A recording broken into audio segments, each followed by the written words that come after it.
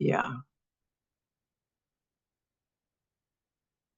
El objetivo de la evaporación es concentrar. Me he equivocado de... Vamos a compartir otro.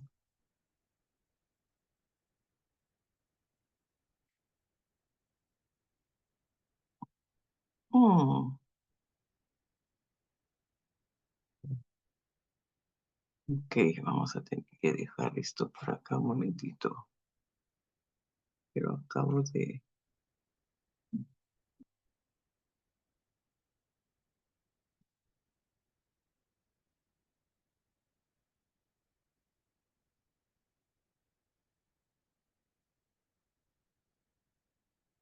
Ya, ahora sí.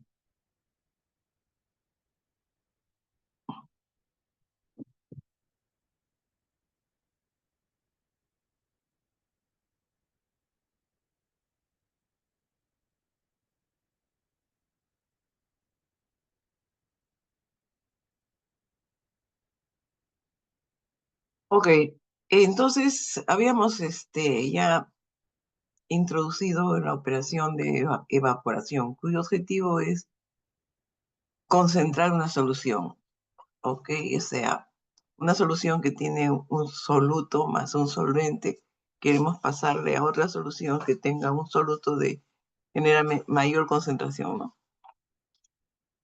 Y para lo cual se debe evaporar el solvente. El solvente que generalmente se aplica es el agua.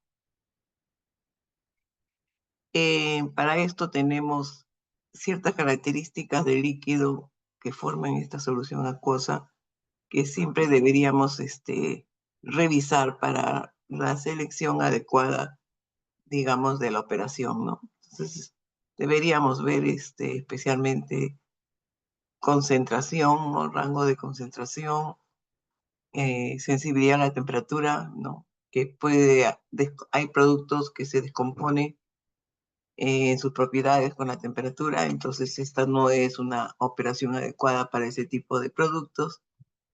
Y también otras características como que si son tóxicos, si liberan algún gas cuando llegan a la ebullición, porque todos tienen que llegar por lo menos a 100 grados o más para evaporar el agua, ¿no?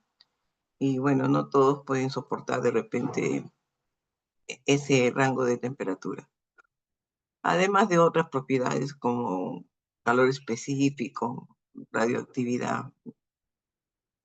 Y bueno, de acuerdo a esas características, será adecuado el material del cual está construido el equipo. Entonces, ahí hay una variedad de materiales, de cada uno de diferentes costos, y de acuerdo a la característica podríamos escoger fierro dulce o de repente acero inoxidable o materiales especiales que tengan aleaciones de mayor inversión, aleaciones de acero, digamos, de mayor inversión, ¿no?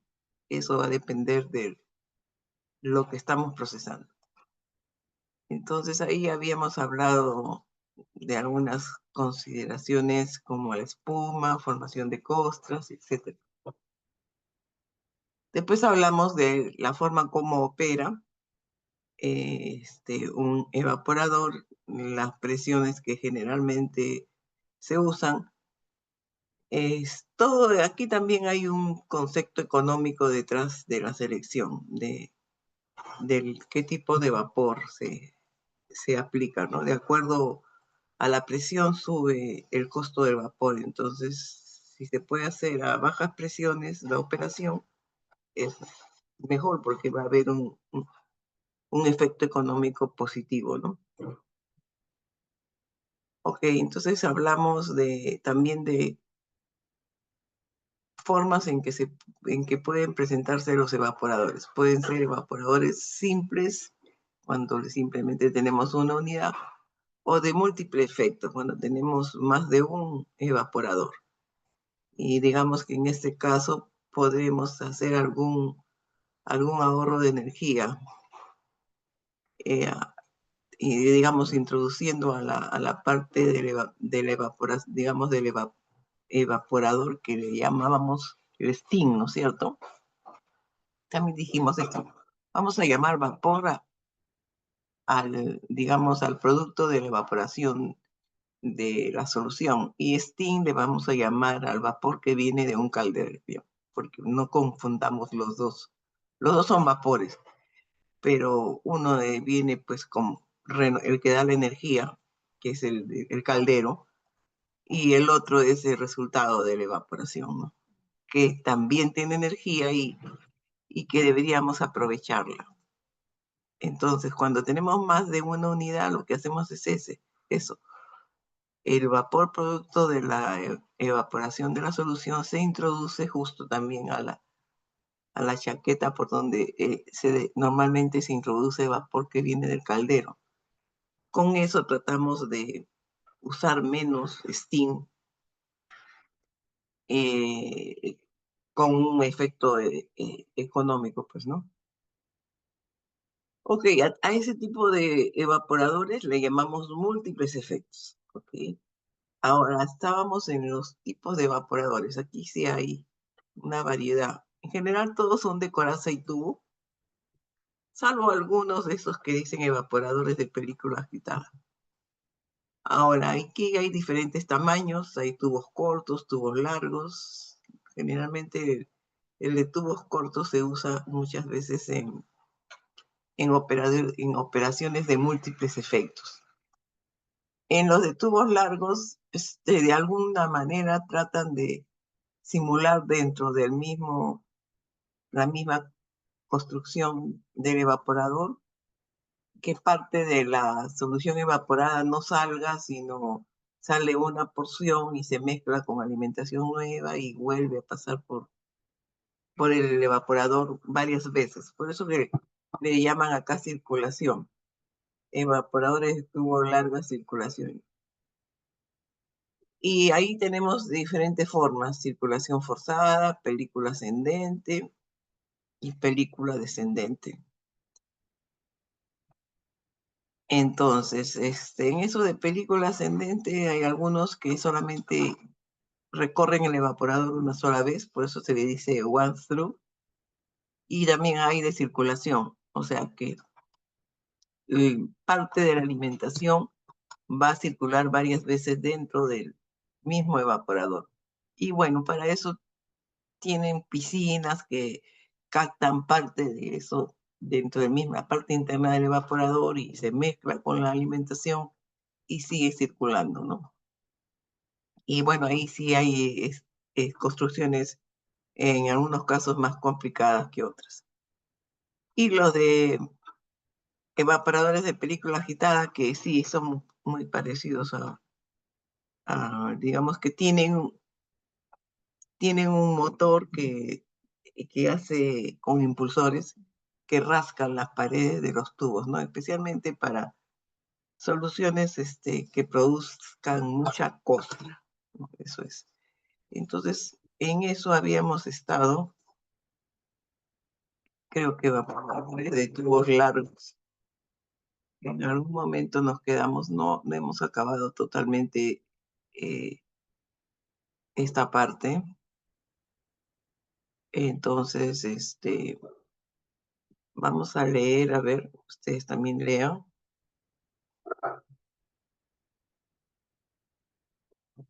Ok, la solución en la terminología y en los evaporadores es simple, ¿no?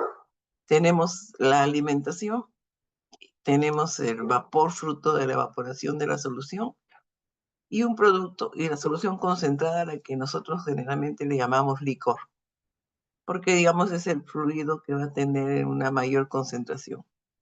Por otro lado, va a entrar el steam, que generalmente va por encima de los tubos, una chaqueta.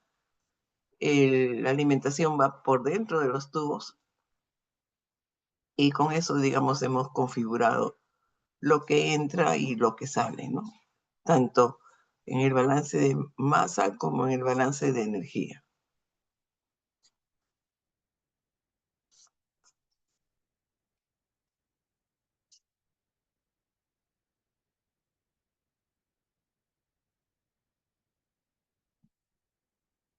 Entonces aquí vamos a repetir en parte, vamos a repetir, no recuerdo hasta dónde fue. Bueno, vamos a repetir esto. Los evaporadores pueden tener la alimentación de licor en operación que recorre una vez la unidad o puede estar circulando varias veces. Los evaporadores de una vez son utilizados para materiales sensibles a la temperatura. Los evaporadores con circulación tienen una piscina de líquido que está en la parte interna del equipo, de manera que la alimentación se mezcla con parte del líquido de la piscina y la mezcla vuelve a pasar a través de los tubos. El líquido no evaporado se descarta de los tubos y regresa a la piscina, así que solo parte de la evaporación ocurre en un paso, ¿no?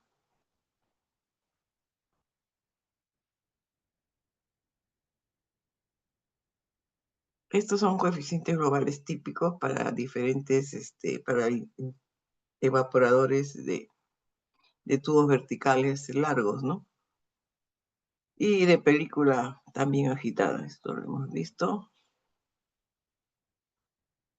Ahora, los evaporadores con un solo paso a través y con circulación. Los evaporadores pueden operar bien como unidades de un solo paso a través o con circulación, pues puede ser de las maneras, ¿no? En la operación con un paso a través, el líquido de alimentación pasa una sola vez a través de los tubos, desprende el vapor y sale del equipo como una solución concentrada. Y toda la evaporación tiene lugar en un solo paso. La relación de evaporación a alimentación está limitada en una unidad de un solo paso. Por tanto, estos evaporadores se adaptan bien a una operación de múltiple efecto, donde la concentración total puede conseguirse en varios efectos.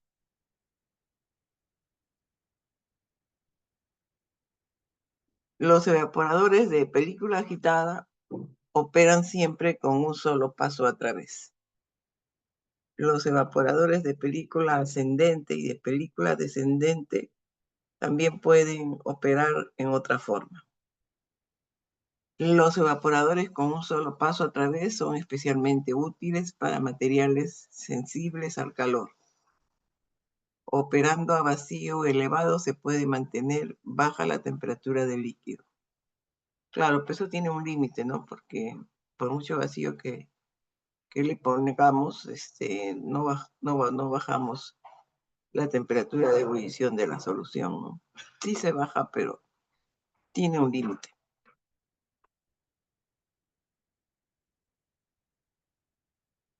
Con un solo paso rápido a través en los tubos, la disolución concentrada está a la temperatura de evaporación, pero solamente durante un corto periodo de tiempo y puede enfriarse muy rápidamente en cuanto sale del evaporador. En los evaporadores con circulación se mantiene una masa de líquido dentro del mismo equipo. La alimentación que entra se mezcla con la masa de líquido y después pasa a través de los tubos. El líquido no evaporado se descarga de los tubos y retorna al equipo, de forma que en cada paso solamente ocurre una parte de la evaporación total. Todos los evaporadores de circulación forzada operan de esta forma.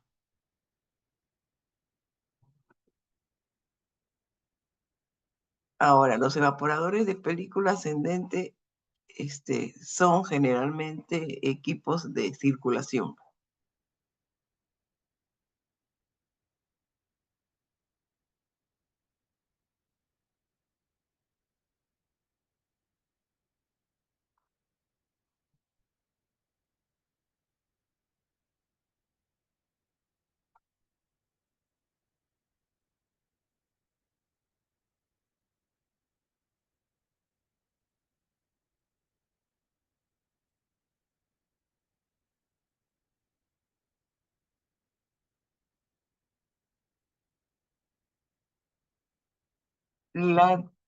Digamos que la solución concentrada procedente de un evaporador con circulación, o sea que lo ha recorrido más parte de la alimentación, está siendo recorrida varias veces, ¿no? Se retira de la masa de líquido y por tanto esta de tener la máxima concentración, puesto que el líquido que entra en los tubos puede contener varias partes de la solución concentrada por cada parte de alimentación. Su concentración, densidad, viscosidad y temperatura de ebullición son próximas al valor máximo. En consecuencia, el coeficiente de transmisión de calor tiende a ser bajo.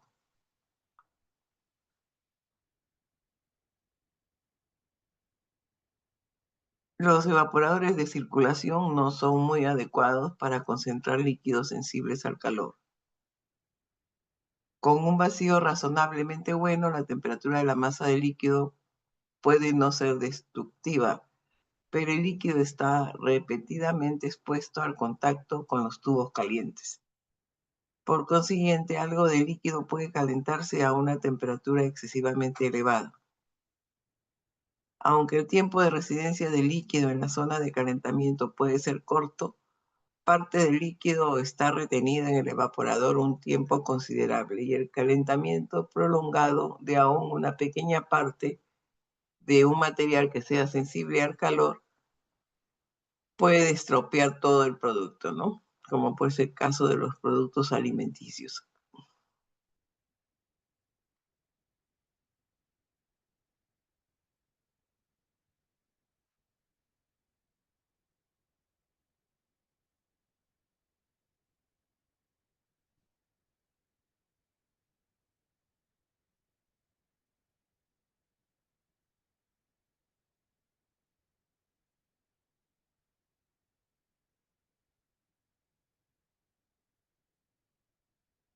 Sin embargo, los evaporadores de circulación pueden operar en un elevado intervalo de concentración entre la alimentación y la disolución concentrada, utilizando una sola unidad. A eso sí, adaptándose bien a la evaporación en un solo efecto. Puede operar indistintamente con circulación natural, con flujo a través de los tubos inducido por la diferencia de densidades o con circulación forzada, promoviendo el flujo mediante una bomba. Los evaporadores de tubos largos con flujo ascendente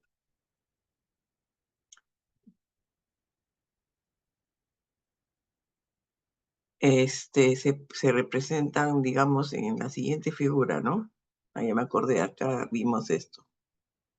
Esta parte, este es un evaporador de tubos largos con película ascendente.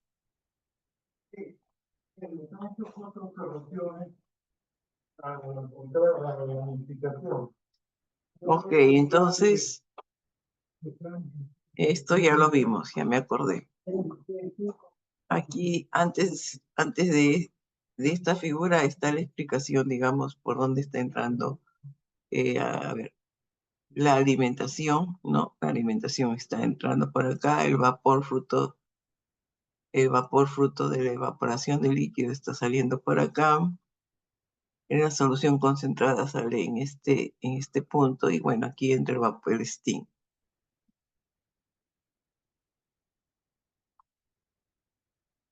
Ok. Eh,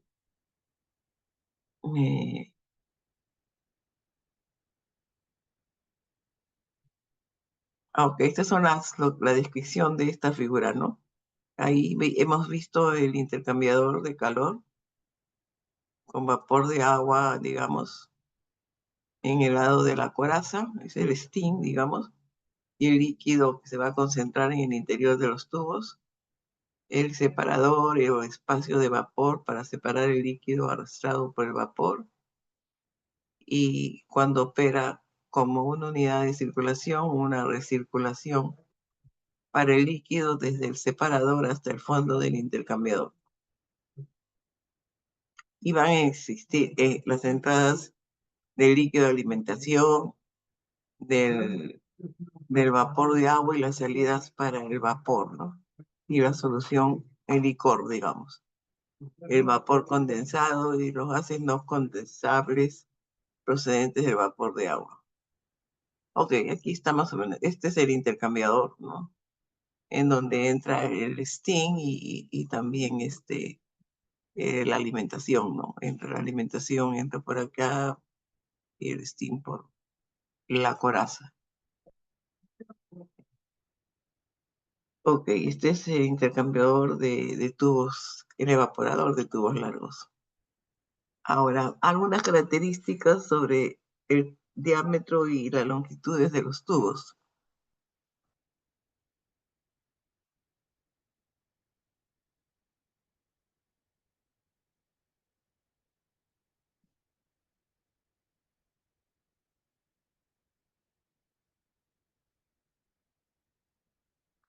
A ver, los tubos generalmente son de 12 a 32 pies de longitud y de diámetros de 1 a 2 pulgadas.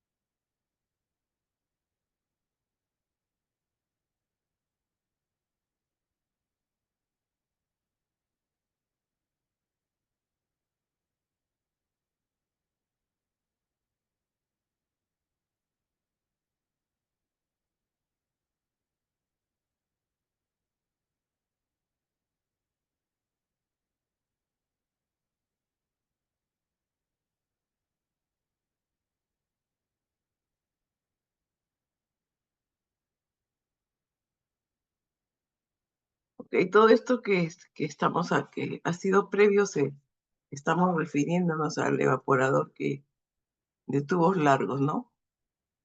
Toda esta descripción de por dónde entra el líquido y el vapor, ¿no? Creo que esto lo hemos hecho. Hay una descripción de la figura 16.1 que estamos diciendo ahí.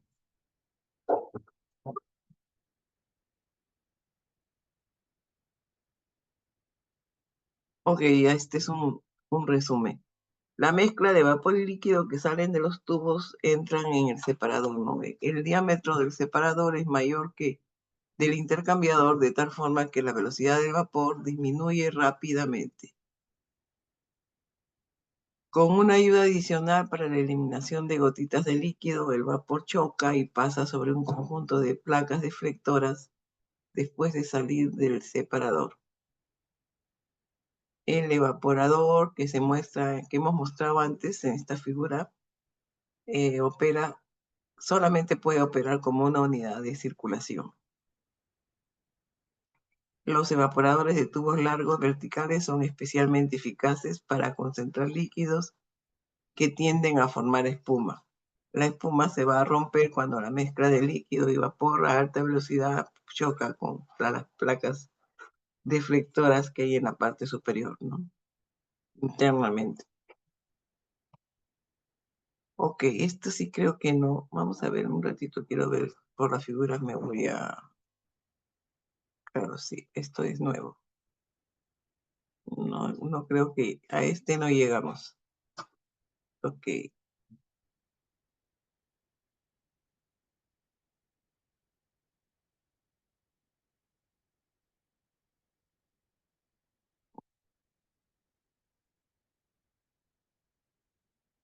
ok, también son evaporadores de tubos largos, pero son de película descendente.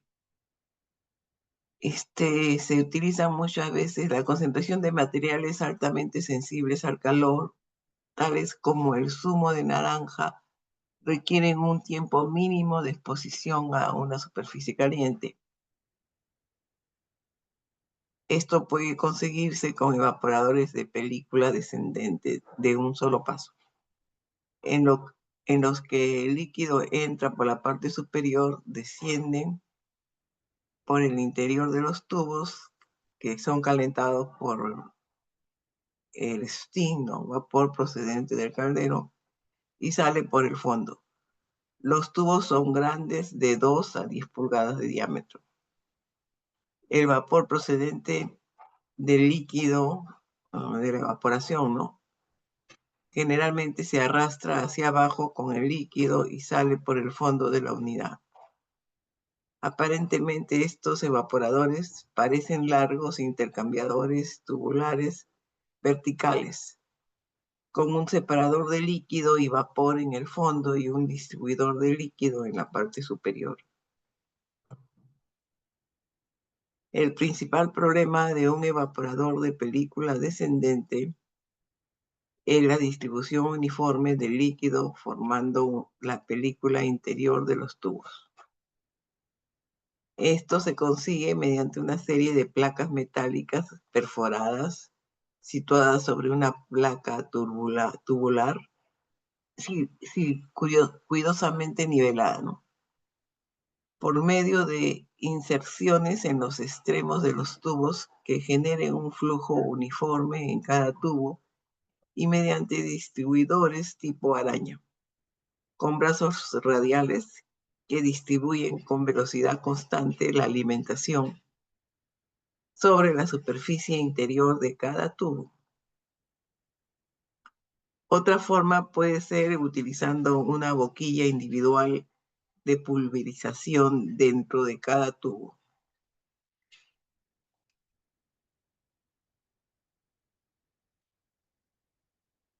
Cuando se puede utilizar recirculación sin dañar el líquido, la distribución del líquido en los tubos se facilita mediante una moderada recirculación del líquido hacia la parte superior de los tubos.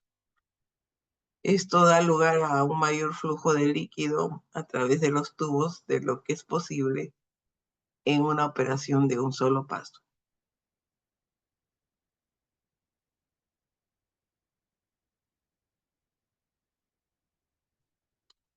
Para una buena transmisión de calor, el número de Reynolds es 4 veces R por... Acá me falta el tau sobre P de la película descendente, y ese Reynolds, digamos, se mide con una fórmula que ahora se la voy a dar, que debe ser superior a 2000 en todos los puntos del tubo.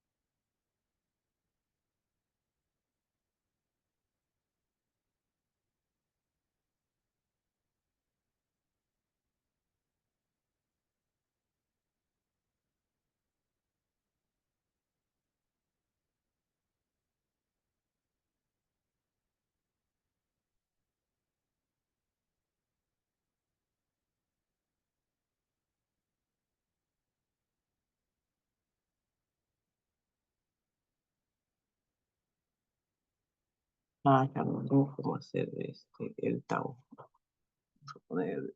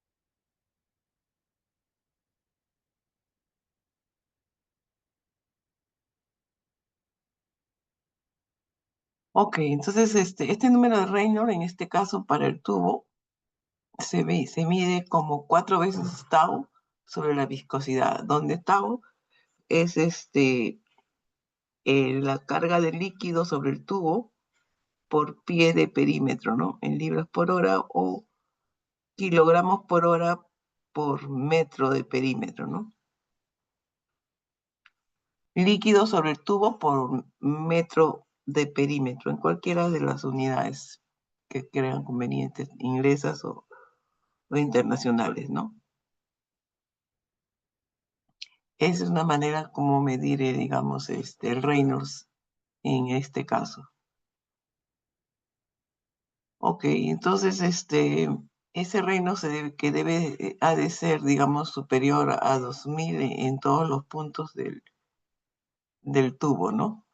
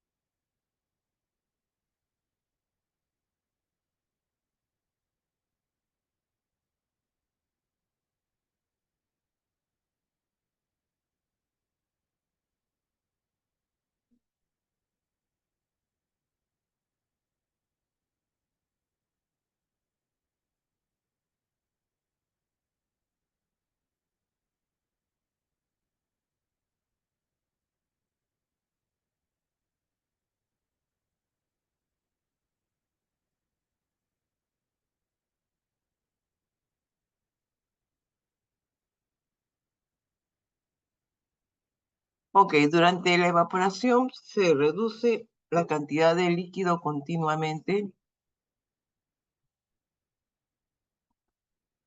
al circular desde de la parte superior hasta el fondo del tubo, ¿no? De forma que la concentración que se puede alcanzar en un solo paso es también limitada.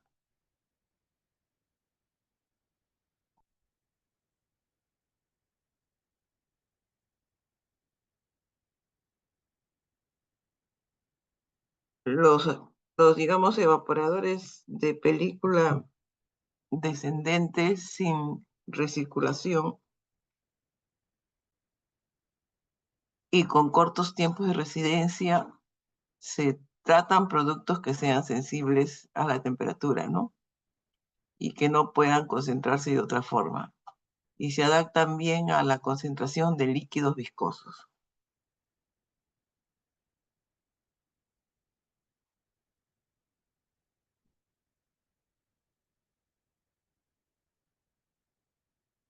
Ok, ahora vamos a ver evaporadores de circulación forzada, que también pueden ser de más de un, también pueden ser también con circulación, ¿no? Es un evaporador de circulación natural. En un evaporador de circulación natural, el líquido que entra a los tubos con una velocidad de 1 a 4 pies por segundo. La velocidad final aumenta rápidamente al formarse vapor dentro de los tubos, de forma que generalmente las velocidades de transmisión de calor son satisfactorias. Sin embargo, con los líquidos viscosos, el coeficiente global en una unidad de circulación natural puede ser demasiado bajo desde un punto de vista económico. Coeficientes más elevados se obtendrán evaporadores de circulación forzada.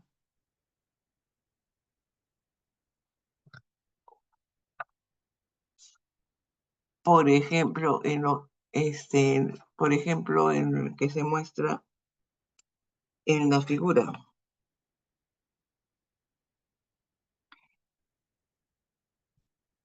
En este caso va a existir una bomba centrífuga que impulsa el líquido a través de los tubos, entrando a velocidades de 6 a 18 pies por segundo, ¿no?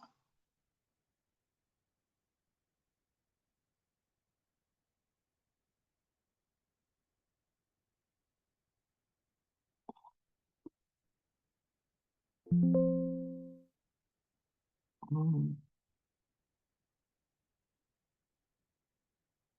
y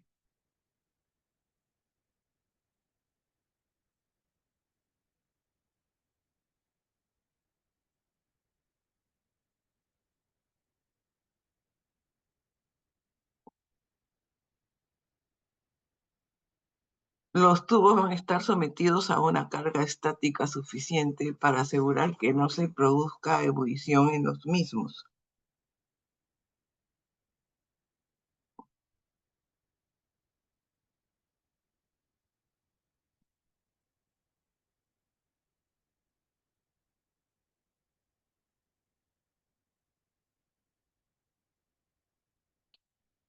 El líquido comienza a ser supercalentado y la carga estática se reduce, ¿no? A medida que fluye desde, digamos, desde el calentador hasta el espacio del vapor. Y se genera una mezcla de vapor y líquido a la salida del intercambiador. Vamos a ver un poco las figuras a esta demostración. Ok, este es el evaporador de película agitada, ¿no? Aquí está la bomba.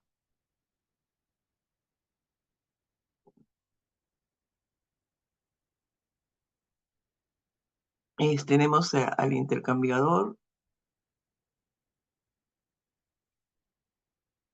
y tenemos la entrada LF, la alimentación.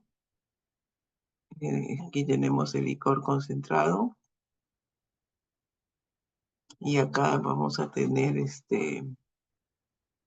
el vapor producto de la evaporación de líquido. Y bueno, aquí tenemos estas placas deflectoras que separan el líquido del vapor, ¿no?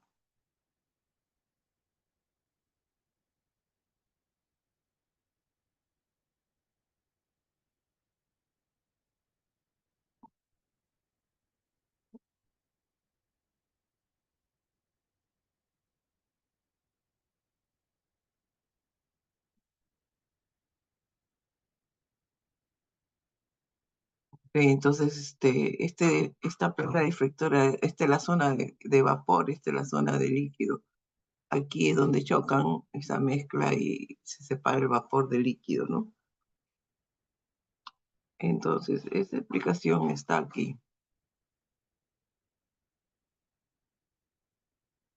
La mezcla de líquido, de vapor y líquido choca contra una placa deflectora en el espacio del vapor.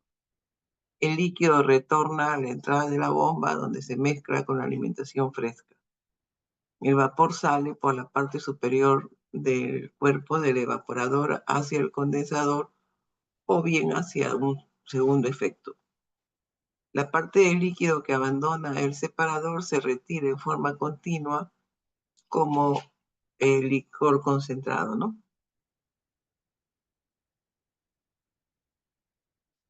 Ok, aquí está el licor concentrado, la alimentación, que aquí es donde entra el steam, ¿no? El steam va a entrar por acá y este es el condensado fruto de por la alimentación es la que está acá. Acá hay un intercambiador de dos pasos, parece, ¿no? Y bueno, y aquí, digamos, se cae el líquido y el vapor, producto de la evaporación, sale por el tope.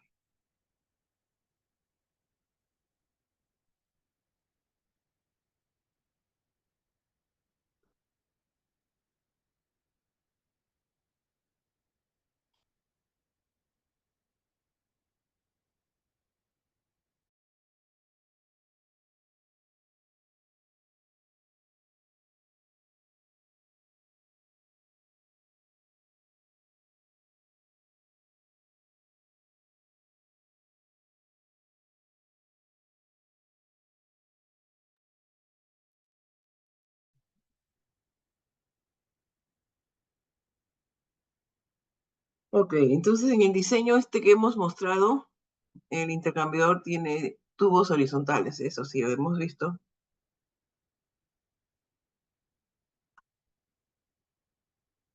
Son horizontales, ¿no? Y bueno, en este caso tiene dos pasos, ¿no? Tanto en el lado de los tubos como en el de la coraza. En otros diseños se usan intercambiadores verticales de un solo paso.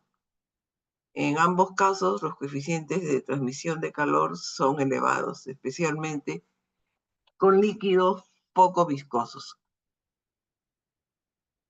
Pero la gran mejora con respecto a la evaporación de circulación natural se produce con líquidos viscosos.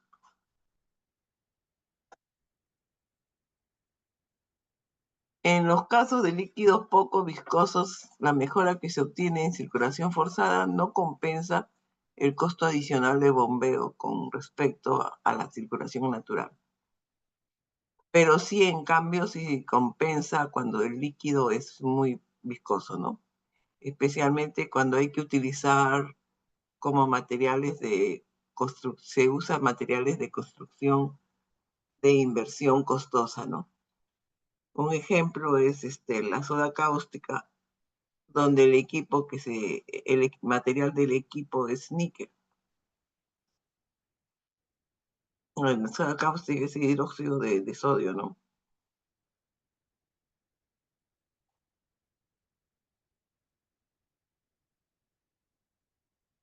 En el caso de evaporadores de múltiple efecto que dan lugar a un concentrado final viscoso, los primeros efectos pueden ser unidades de circulación natural, mientras que los demás que operan con líquidos viscosos son unidades de circulación forzada. Debido a las altas velocidades con las que opera un evaporador de circulación forzada, altas porque tiene una bomba, pues no, el tiempo de residencia del líquido en los tubos es corto, del orden del 1 a 3 segundos, de forma que se pueden concentrar líquidos moderadamente sensibles al calor. También son efectivos para concentrar soluciones salinas o que tienden a formar espuma.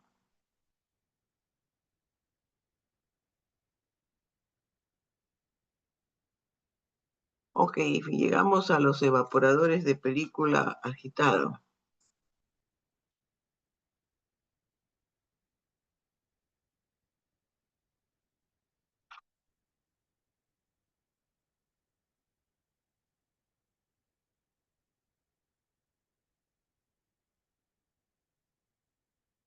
Ok, la principal resistencia a la transferencia de calor desde el vapor de agua que condensa hasta el líquido que hierve en un evaporador reside en el lado del líquido.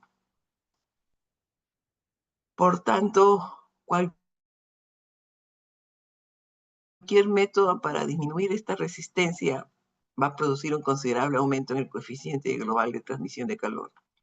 En evaporadores de tubos largos, especialmente con circulación forzada, la velocidad del líquido a través de los tubos es elevada. El flujo de líquido es altamente turbulento y la velocidad de transmisión de calor también es elevada.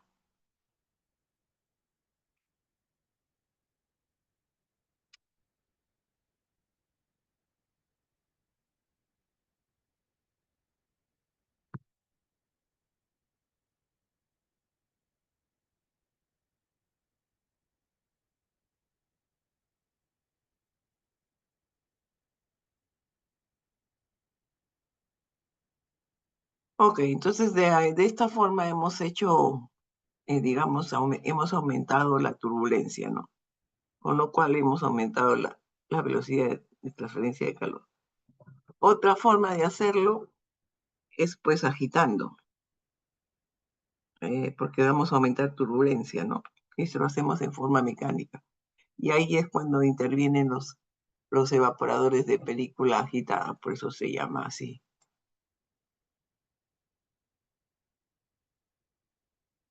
Ok, otra forma de aumentar la turbulencia es mediante agitación mecánica de la película de líquido,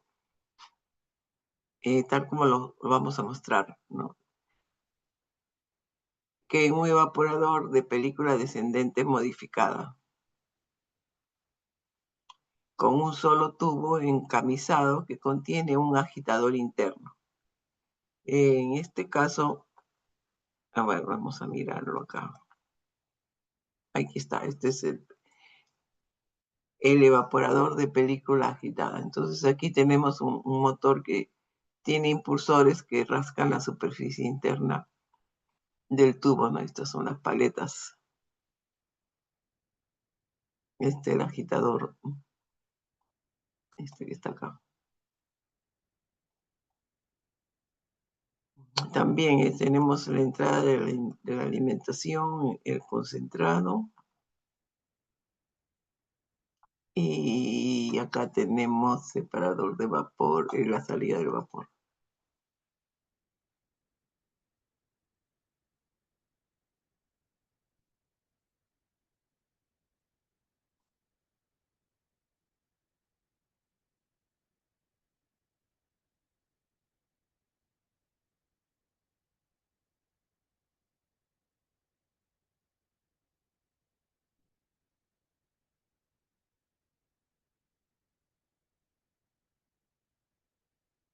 Ok, entonces en este tipo de evaporadores también la alimentación entra por la parte superior de la sección encamisada y se dispersa en forma de una película altamente turbulenta mediante las placas verticales del agitador.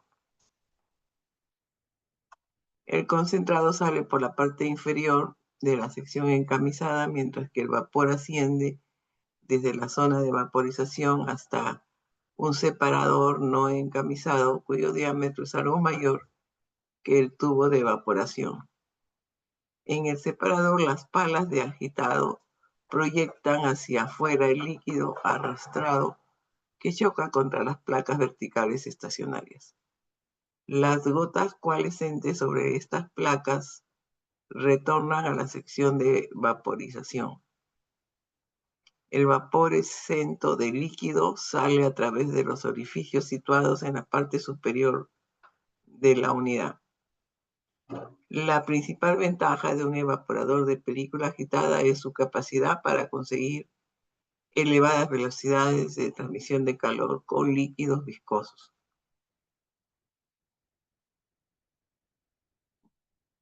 Ok, aquí tenemos al enchaquetado vapor evaporador de película agitada.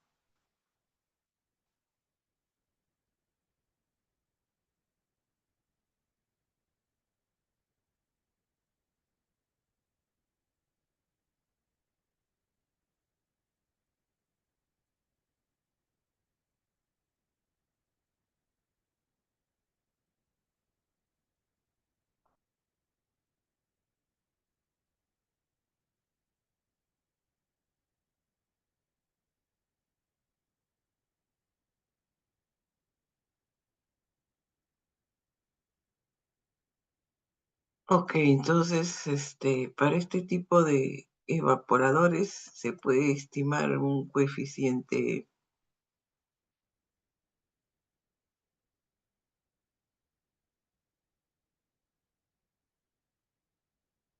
Ah, no, eso no lo hice con esto.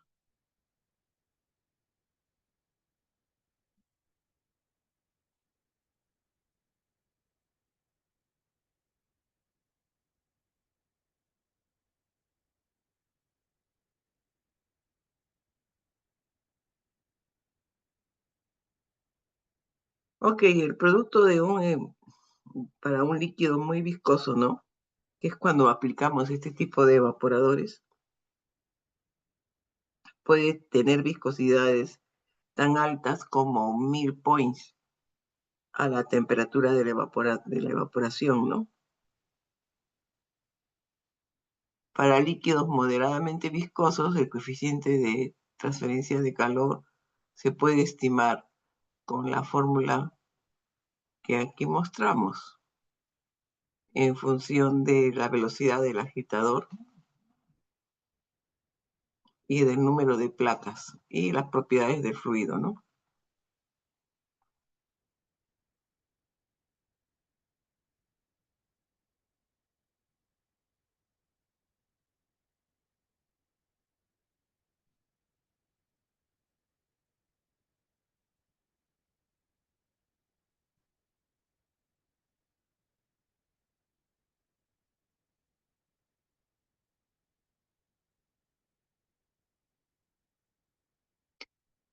Como en otros evaporadores, el coeficiente global también disminuye a medida que aumenta la viscosidad, pero en este diseño la disminución es más suave. Con materiales altamente viscosos, el coeficiente es considerablemente mayor que en los evaporadores de circulación forzada y mucho mayor que en las unidades de circulación natural. El evaporador de película quitada es particularmente eficaz con materiales muy viscosos, sensibles al calor, tales como la gelatina, látex de caucho, antibióticos, zumo de frutas. Su desventaja es el elevado costo de inversión inicial del equipo. Las partes internas móviles que pueden requerir un importante mantenimiento, así como la baja capacidad de cada unidad, que es muy inferior a los evaporadores múltiples. Claro, la carga no puede ser tan grande, ¿no? Funciona a caudales pequeños, pues. Pero como se dijo desde el principio, solo se usa cuando se tengan pues, materiales muy viscosos que hagan costra. Y bueno, es la única manera quizás de eliminar esas costras. Ok, entonces con esto hemos más o menos visualizado los diferentes tipos de intercambiado de evaporadores y las aplicaciones eh, prácticas, ¿no? En cada caso, como siempre les digo, de acuerdo al fluido que están procesando, ¿no?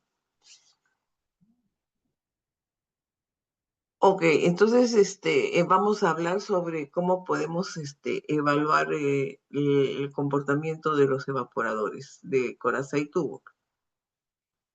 Estos se ven por dos términos especialmente, la capacidad y la economía. La capacidad se define como el número de libras de agua evaporadas por hora. Y la economía es el número de libras vaporizada por libra de vapor alimentada a la unidad. Esto, digamos, es lo que determina la eficiencia de los evaporadores, ¿no?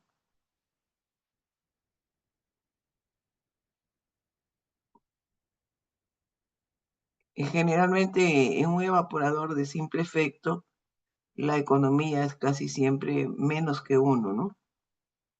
Pero si se tiene equipos de múltiples efectos, esto cambia grandemente, ¿no?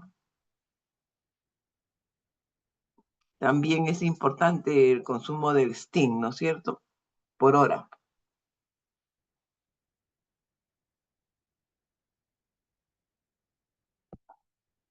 El consumo del vapor es la capacidad dividida entre la economía.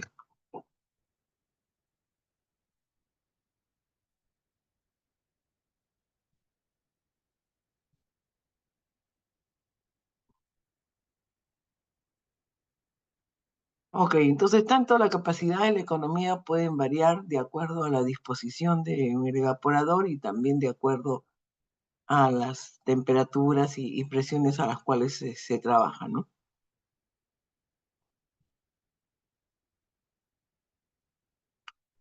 Entonces, ahora vamos a hablar de la capacidad del evaporador.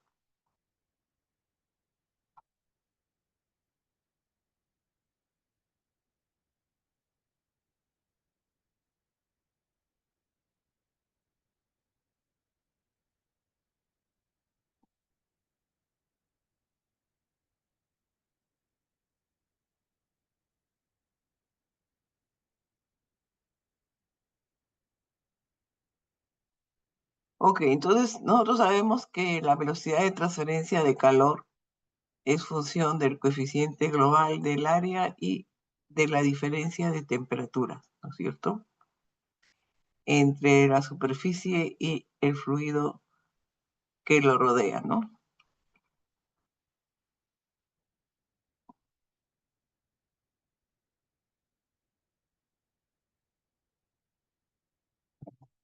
Y entonces nosotros definimos Q igual a U por el área y por un delta de T, ¿no? Es el delta de la caída de temperatura total. Entonces,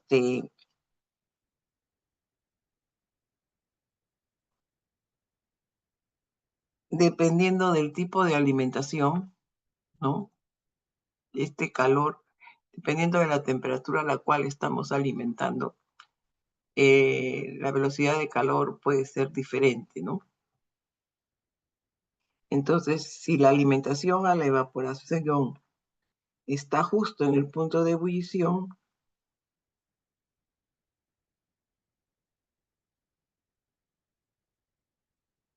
en ese caso, hemos alcanzado ya justo la capacidad, ¿no? Es justamente el calor que estamos proporcionando y simplemente ya vamos a proceder a la concentración. Pero si la alimentación no está en el punto de ebullición, ahí vamos a ver que la velocidad se va a reducir. Y si en el caso de que está por encima, entonces en ese caso va a ser mayor, ¿no? Definitivamente. Entonces, la capacidad es proporcional a la velocidad de transferencia de calor. Si la alimentación está justo en el punto de ebullición, que corresponde a la presión absoluta en el espacio de vapor, la capacidad se reduce para un valor dado de Q si la alimentación está fría y tiene que usarse calor para llevarla a su punto de ebullición. Y si la capacidad es mayor que un valor dado de Q, si la alimentación está arriba del punto de ebullición en la fase vapor, una porción de la alimentación se va a evaporar espontáneamente. Y este proceso se llama evaporación flash.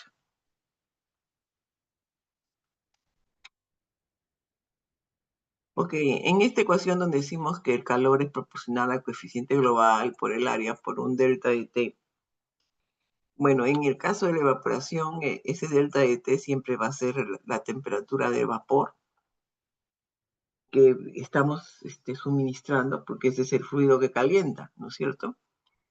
Y a dónde queremos llegar a ebullir el agua.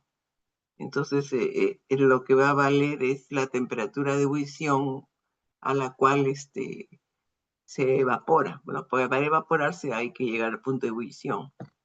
Entonces va a ser el punto de ebullición de la solución. Si conseguimos que llegue a ese punto, vamos a obtener una concentración. Si no, vamos a tener que darle pues lo que corresponde. Y entonces ahí va a haber un balance de energía, pues dependiendo de la temperatura a la cual entra la alimentación. En algunos casos tendríamos que precalentarlo para que llegue al punto de ebullición y si no hacemos eso, se lo tenemos que dar en la misma unidad. Entonces ahí vamos a consumir probablemente más energía, ¿no? Ok, entonces hay otro punto que hay que ver que es si la solución es concentrada o no. Si las soluciones son diluidas, generalmente el punto de ebullición a la que debe llegar la solución va a ser pues el punto de ebullición del agua, ¿no? Pero si no es así, si las soluciones concentradas producen una elevación del punto de ebullición, entonces en esos casos tenemos que saber cuántos es la elevación con respecto a la del agua pura, ¿no?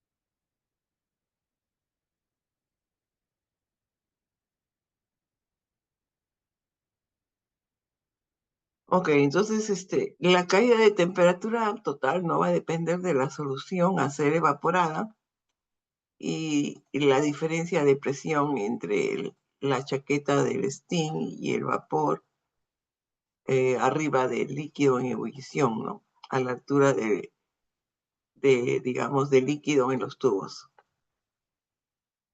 Cuando la solución tiene las características del agua pura, el punto de ebullición puede leerse generalmente en las tablas de vapor si la presión es conocida. Pero los puntos de ebullición de las soluciones también se afectan con la elevación del punto de ebullición y con la altura del líquido en los tubos.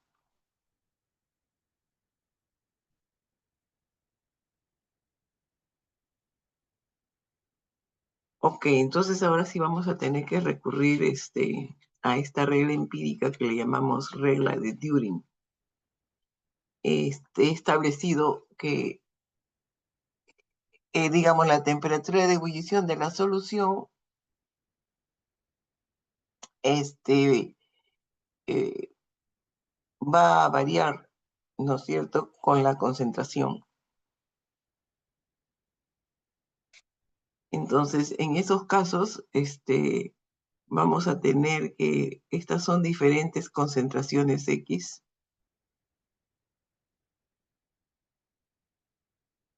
para cada solución a concentrarse. Entonces, si nosotros tenemos la temperatura de ebullición del agua pura y queremos sacar la temperatura de ebullición de la solución, tendríamos que escoger eh, qué concentración, ¿no? A qué concentración corresponde, ¿no? Esto puede empezar desde cero y digamos que esta sea 0,70, concentración de alguna sal, de alguna solución conocida, ¿no? Puede ser hidróxido de sodio, sulfato de cobre. En todo caso, tendríamos que eh, elaborar estos gráficos para la solución, o sea, preparar diferentes concentraciones de la solución que queremos evaluar y construir, medir, pues, ¿no? Construir estos gráficos, medir a diferentes concentraciones cuál es la temperatura de ebullición y vamos a tener estos gráficos, pues, que son empíricos porque la regla de Turing establece eso, que hay una relación lineal entre la temperatura de ebullición de la solución y la temperatura de ebullición del agua. La diferencia de estas dos temperaturas es lo que llamamos elevación del punto de ebullición. Y para los casos que existan soluciones que cambien su punto de ebullición con la concentración, tenemos que considerar esa elevación en nuestros cálculos de balance de energía, ¿no? En la mayoría de las soluciones, quizás no hay esa elevación, pero en otras sí lo hay, ¿no? Ahora, la facilidad es que si las soluciones son diluidas, simplemente nosotros vamos a recurrir a las tablas de vapor para hallar justamente las entalpías que corresponden a diferentes presiones o temperaturas, ¿no? Pero si no lo son, entonces sí vamos a tener que hallar cuánto es la temperatura de ebullición de la solución, de una solución concentrada.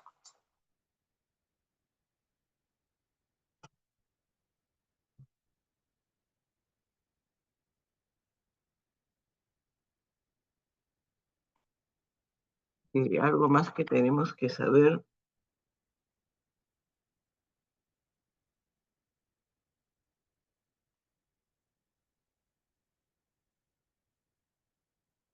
o que ya estamos diciendo acá la regla empírica de Turing, establece que el punto de ebullición de una solución es una función lineal del punto de ebullición con respecto al punto de ebullición del agua pura a la misma presión, ¿no?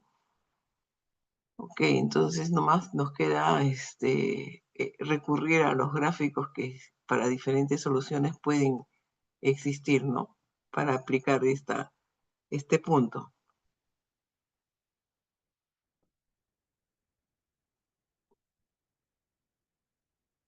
Ok, a ver, por ejemplo, este es para el hidróxido de sodio. Aquí sí tenemos las soluciones concentradas, las soluciones, las temperaturas de ebullición de estas diferentes concentraciones, ¿no? A la cual podemos entrar con la temperatura del agua pura, ¿no? Entonces, como ustedes ven, teniendo la misma temperatura de ebullición de la solución, puede haber diferencias eh, simplemente porque cambió la concentración, ¿no? A ver, vamos a ver 100, por ejemplo, aquí sí aquí está aumentando. La diferencia de esta temperatura de ebullición con respecto al agua es lo que muchas veces es elevación del punto de ebullición. Y, y muchas veces nos lo dan como dato, ¿no?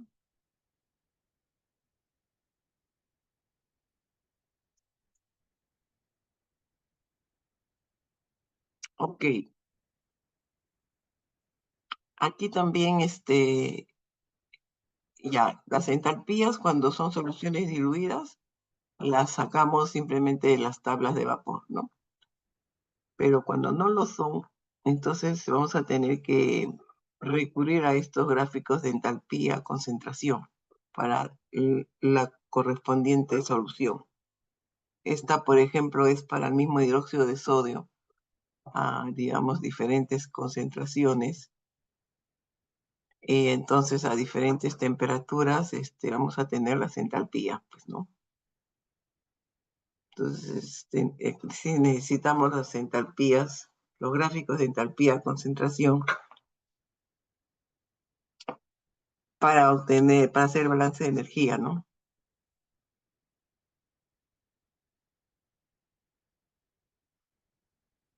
Ok, entonces ahora vamos a ver en formas cómo se pueden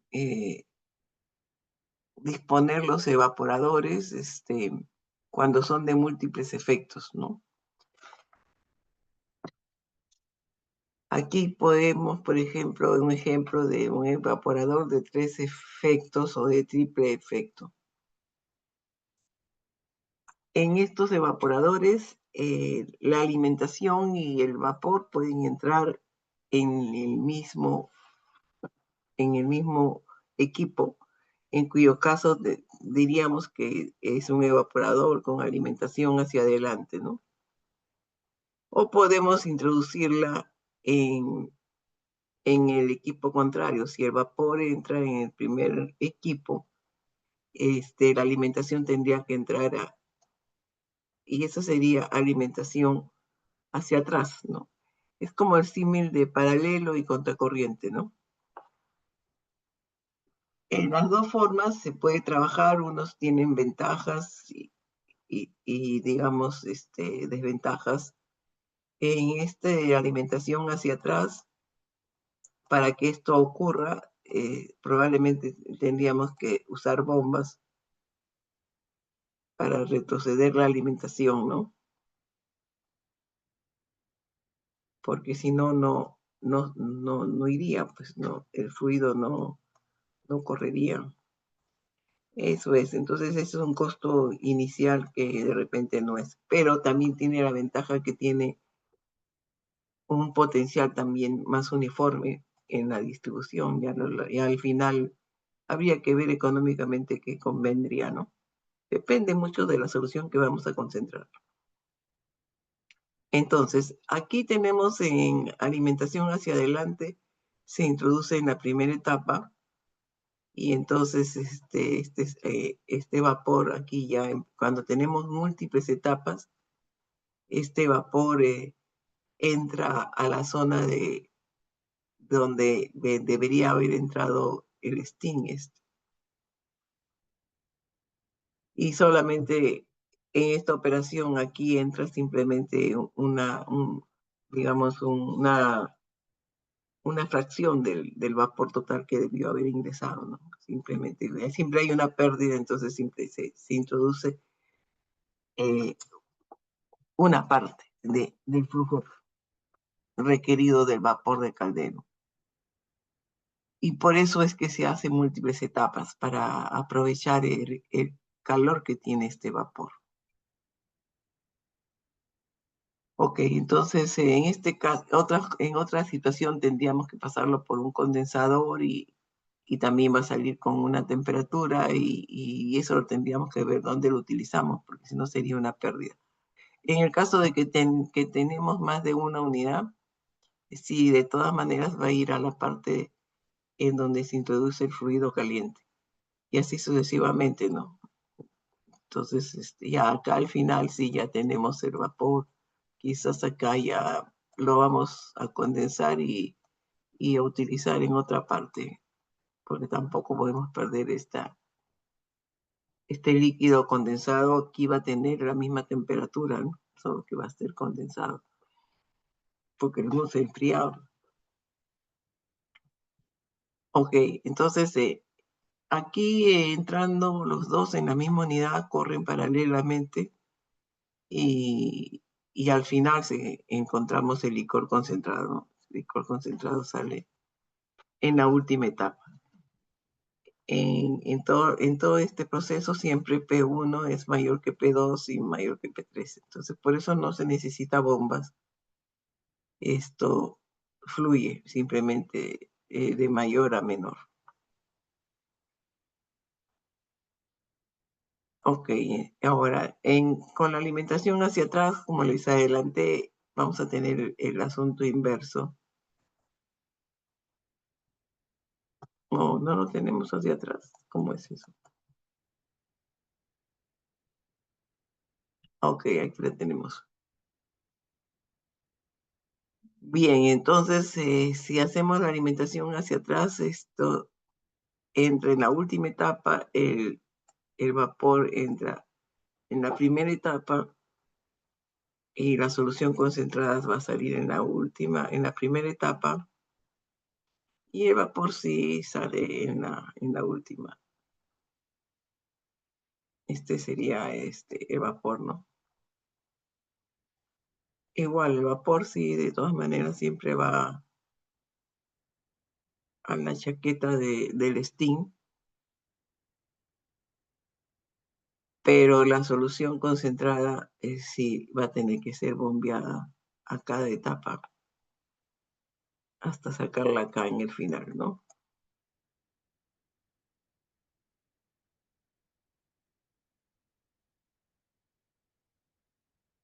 Ok, con esta alimentación se mejora la economía, este, y también se utiliza para el, el líquido viscoso, ¿no? Para líquidos viscosos utilizamos quizás esto.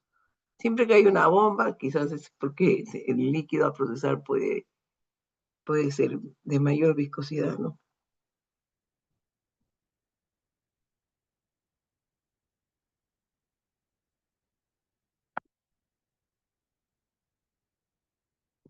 Mm,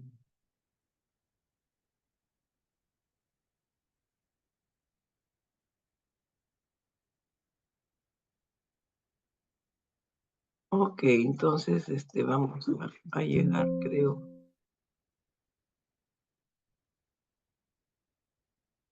Ok, llegamos a la última. Bien, entonces quiero que repases los conceptos esto de capacidad y economía. Ujú. La economía es el número de libras vaporizadas por libras de steam alimentados a la unidad, ¿no? Y la capacidad es simplemente el número de libras de agua evaporadas por hora. Bien, entonces vamos a hacer un problema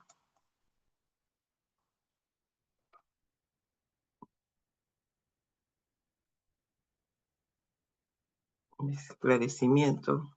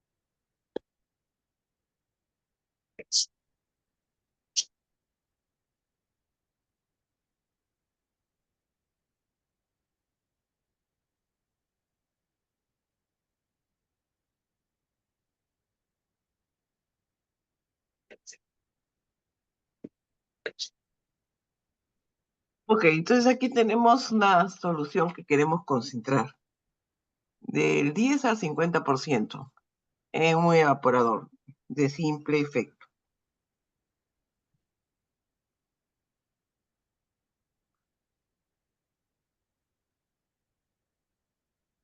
para lo cual vamos a usar steam, ¿no? A la presión manométrica de 15 libras por pulgada cuadrada.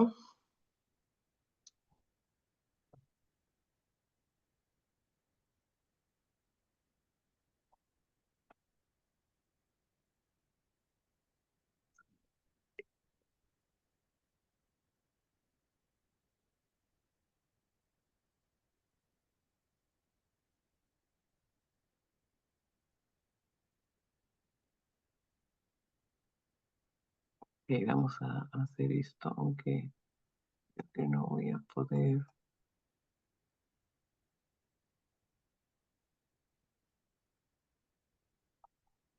No voy a poder copiar porque no.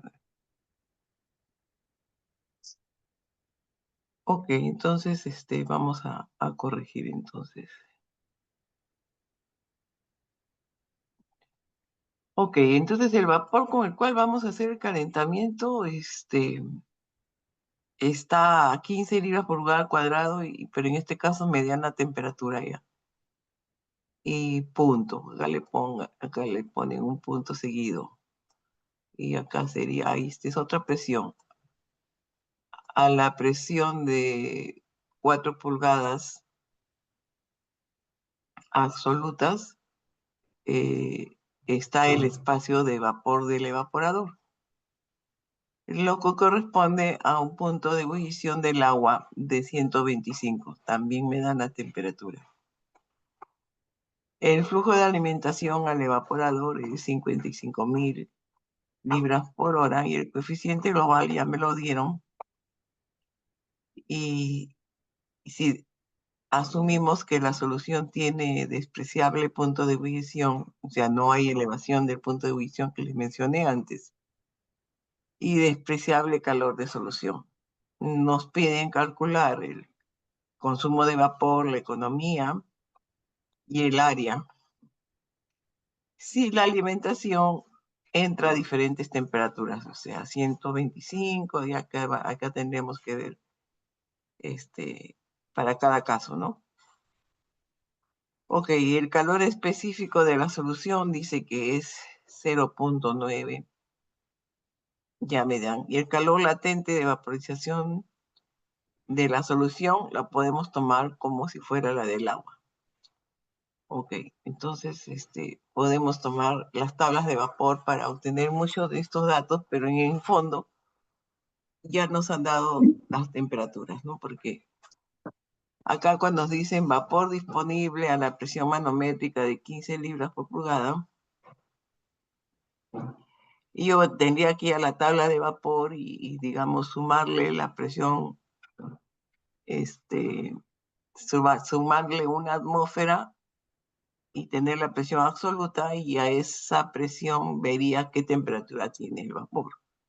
Pero en este caso ya me han dicho que el vapor está a 249 grados Fahrenheit. Estas 15 libras por pulgada también podría ser 1.03 atmósferas, y en ese caso esta temperatura sería 120.5 grados centígrados. Entonces, dependiendo de la tabla de vapor que tengan, pueden sacarle, digamos, ya las entalpías de cambio de estado probablemente. ¿Ok? Bien, entonces aquí si hacemos un gráfico podemos traducir los datos que aquí nos dan. Entonces, digamos que esta es la zona, la zona de los tubos, ¿no? Esta es una zona donde están los tubos y la zona de vapor, ¿no? Esta es la zona de vapor. Aquí hay puro vapor y aquí sale vapor. La alimentación debe entrar por algún lado, al costado, generalmente entra a los tubos, y la solución concentrada debe salir por el fondo. Por encima de los tubos, pues debe entrar el steam. A ver, ese es el steam, ¿no? Entonces, ¿qué me han dado? Me han dado la temperatura del vapor y también me han dado la temperatura de ebullición de la solución, porque dice que hay una presión, a esta presión de 4 pulgadas absolutas, y acá no tengo que ver nada. Esa temperatura ya me la dieron 125. La alimentación tiene una concentración y va a tener una temperatura. En este caso, en el primer caso, va a ser 125. Y vamos a ir cambiándola, ¿no? Ahí no parece 2, pero este es 125. Ya. Me han dado también el NU. Ok, entonces en este caso no tengo mucho que usar las tablas de vapor, ¿no? En otros casos probablemente sí, porque si me dan solamente la presión y no me dan la temperatura, yo no sé la temperatura a la que entra el vapor, y el delta de T está justo en función de esas temperaturas, ¿no? Es la temperatura del steam y la temperatura a la cual queremos ir, que es esta, la temperatura de ebullición de la solución, la que está acá, en esos dos. Ese es el delta.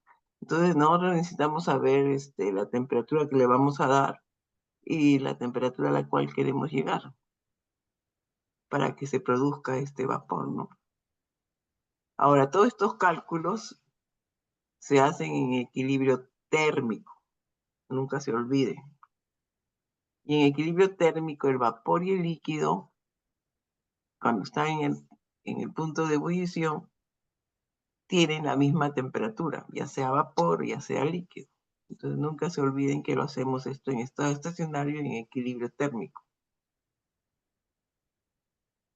en equilibrio termodinámico, mejor dicho.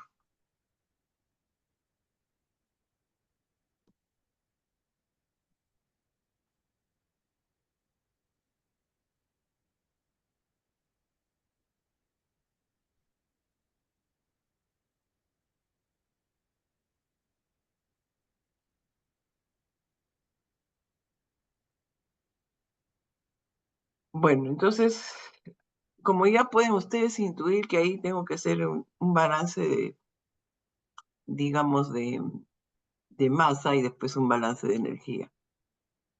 Porque me da la alimentación y necesito saber cuánto sale de vapor, pero sí las concentraciones, ¿no es cierto? Entra a 10 y sale a 50. Tengo que saber cuánto es el vapor y cuánto va a ser el líquido.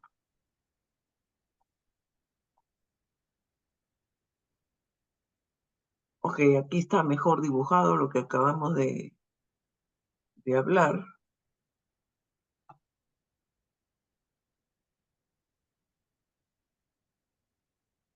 Y reproducido todos los datos, ¿no?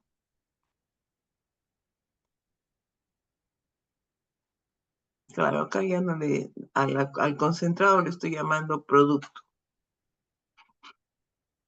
Entonces aquí tenemos todos los casos. La alimentación quiere que hagamos este problema n veces, 3 veces. En el primer caso vamos a hacer que la alimentación entra a 125. Y después que está a 70 y después que está a 200. Y queremos pasar de 0,10 a 0,50 con un flujo de 55.000 libras por hora, ¿no? Entonces, lo primero que podemos hacer es un balance global. El balance de masa global, ¿no? Simplemente es este que está acá.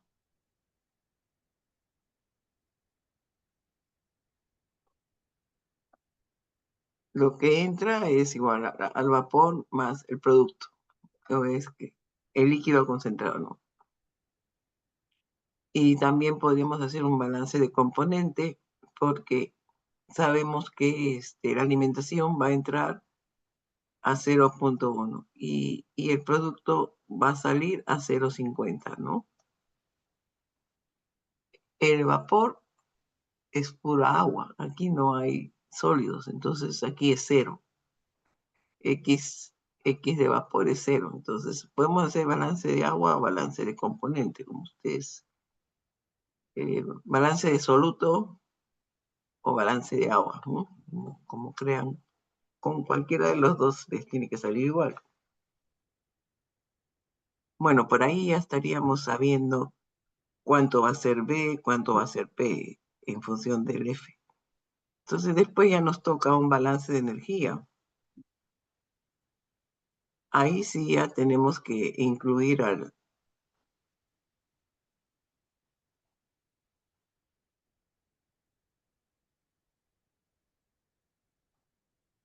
vapor que está entrando. Ahí sí el balance de energía tiene que incluir a todos.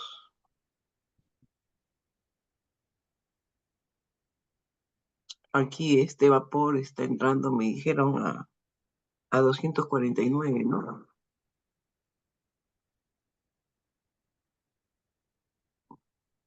Este es el condensado. Entonces hacemos todo lo que entra, igual a todo lo que sale. Entonces lo que entra es el calor del vapor del caldero y la alimentación. Y lo que sale va a ser lo que se va con el vapor, fruto de la evaporación, vapor de agua y el licor concentrado, ¿no? Esas son las dos entradas y salidas. Entonces ahí tendríamos que hacer pues el balance de energía, después de que hayamos hecho un balance de masa.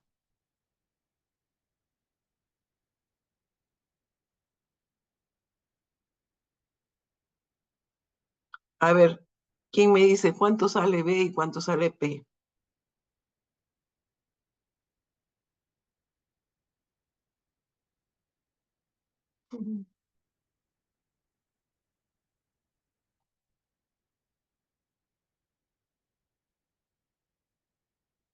Nadie se anima.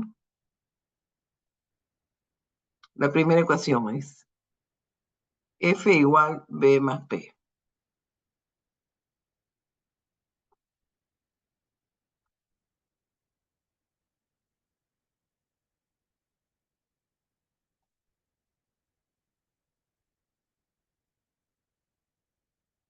Ok, entonces balance de masa. Lo que les dije, ¿no? F igual a B más P, entonces aquí no saben los flujos ni del vapor ni del licor concentrado del producto. Entonces ahora podemos hacer balance de componentes. Vamos, lo más fácil creo que es hacer del producto, ¿no? Lo que entra de los coloides en la alimentación debe ser lo que sale los productos, porque en el vapor no va a salir nada de producto. Entonces, simplemente hacemos este balance en estado estacionario y nos sale el flujo del producto. Entonces ya tenemos los flujos de masa. Ahora, empezamos. ¿Cuáles van a ser el flujo de energía, el balance de energía? A ver, empiecen, dado los flujos de masa, a ver, hagan el balance de energía.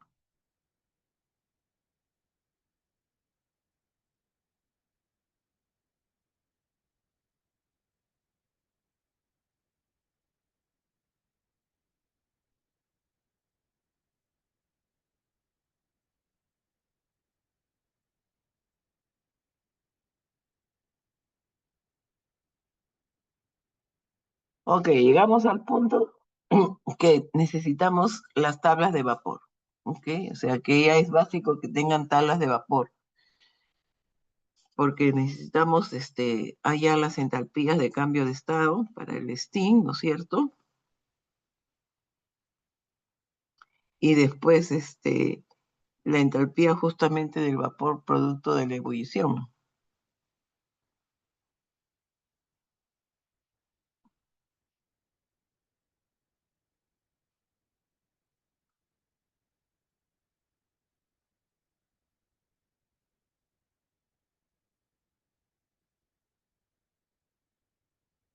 Entonces, a la presión del vapor que teníamos, que era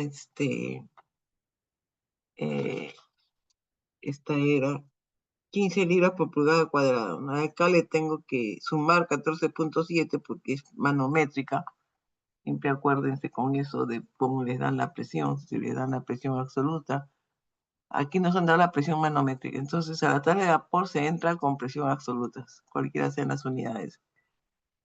Entonces, a esa presión yo tengo que ver cuál que me corresponde, la temperatura de cambio de estado. Este es vapor saturado.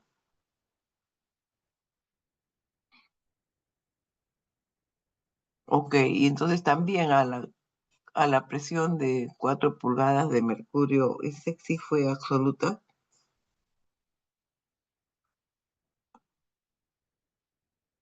Y este es el espacio de vapor, ¿no? Siempre les van a dar el dato de la presión en el espacio del vapor. No necesariamente la temperatura, pero sí la presión. A esa presión habría que ver cuál es la entalpía que le corresponde. El C sub P lo tenemos, ¿no? Nos han dado 0,9 y entonces ahora hacemos un balance de energía y habría que tomar una temperatura de referencia.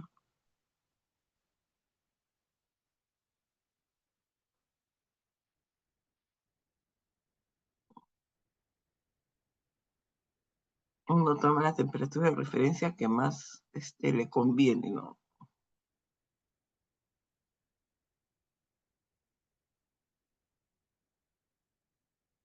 Ok, entonces para hacer el balance de energía necesitamos algunos datos más. De las tablas de vapor a la presión de más o menos 39,7 libras por pulgada cuadrada, 29,7 libras por pulgada cuadrada. Esta es la entalpía de cambio de estado. ¿Ok?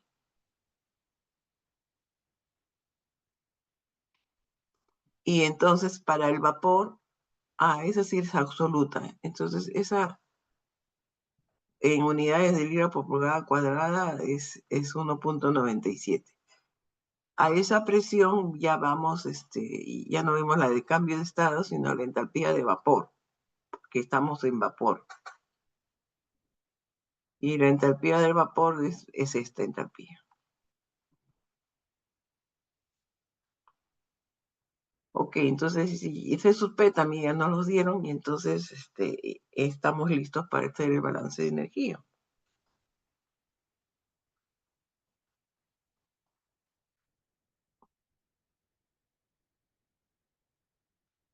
Ok, jóvenes, entonces eso continuamos el jueves. A ver si hacen el balance de energía, por favor, para el jueves, ok. Vamos a corregir la asistencia. También veo que se me han retirado y ahora sí, ¿qué vamos a hacer?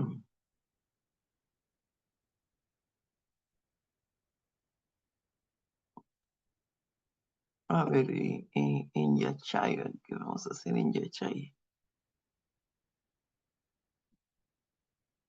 A ver, Aguirre, ¿estás? ¿Quiénes están?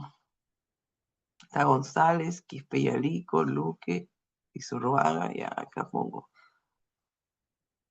Pizurruaga, Pacuachón, aquí tengo que corregir porque creo que Pacuachón no estaba en la. Ingeniera, disculpe, presente. Sí, Pacuachón, Luque, Quispe,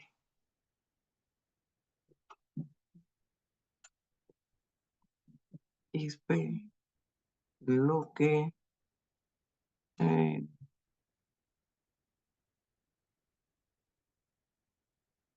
¿Quién más está?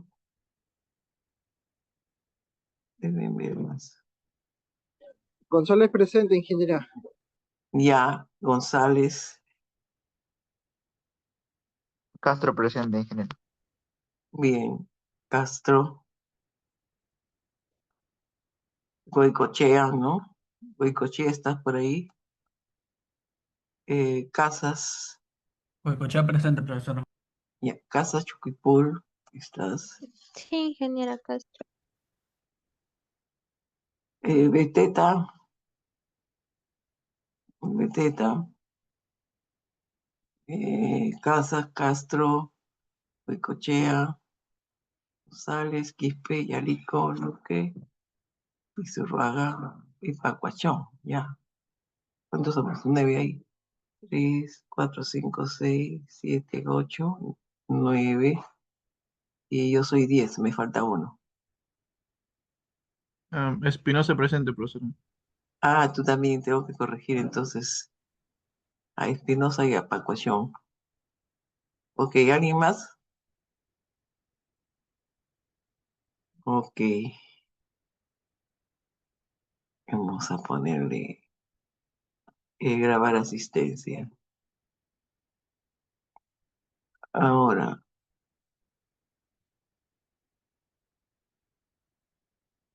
a ver, aquí tengo que corregir.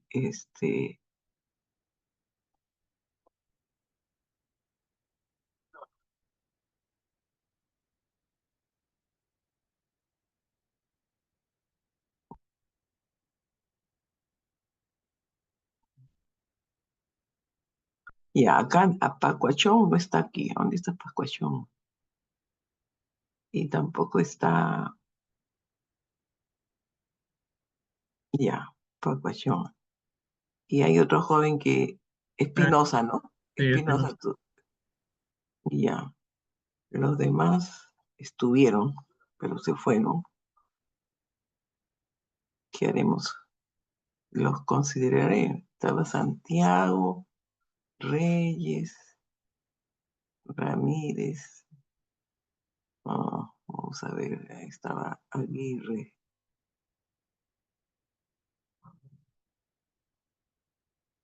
A ver, estaba Aguirre.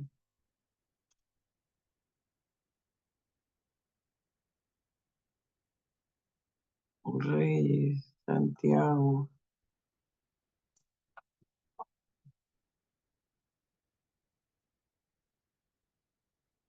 Valdeón sí está y Beteta también.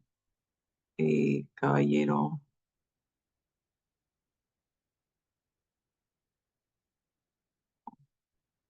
No, Valdeón no lo he puesto. Otro Caballero.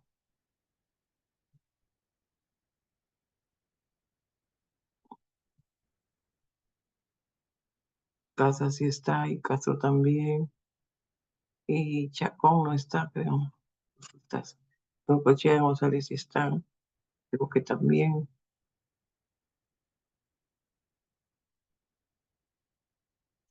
Chacón está.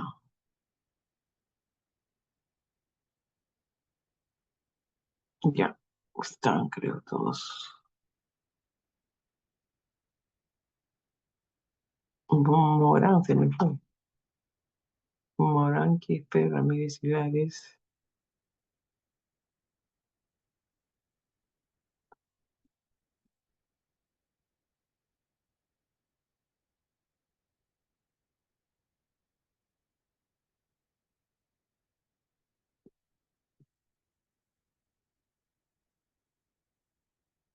Ok, creo que esto ya está así.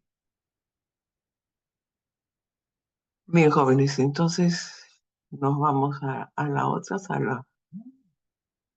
Ingeniera, mañana normal es la PC, ¿no? A las 2 de la tarde.